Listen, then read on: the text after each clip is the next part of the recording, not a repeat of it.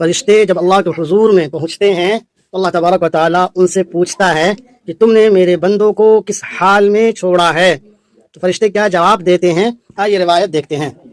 عن ابی ہریرہ رضی اللہ عنہ ان رسول اللہ صلی اللہ علیہ وسلم قال، حضرت ابو ہریرہ رضی اللہ تعالی عنہ سے روایت ہے کہ نبی کریم صلی اللہ علیہ وسلم نے ارشاد فرمایا، یتعاقبون فیکم،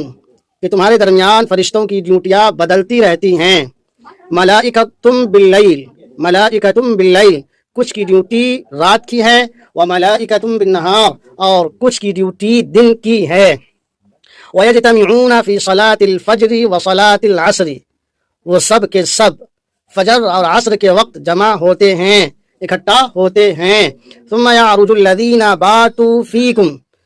پھر وہ فرشتے جو تمہارے درمیان رات گزاری ہے وہ اوپر چڑھتے ہیں، تمہارے درمیان رات گزارنے والے فرشتے اوپر چڑھتے ہیں،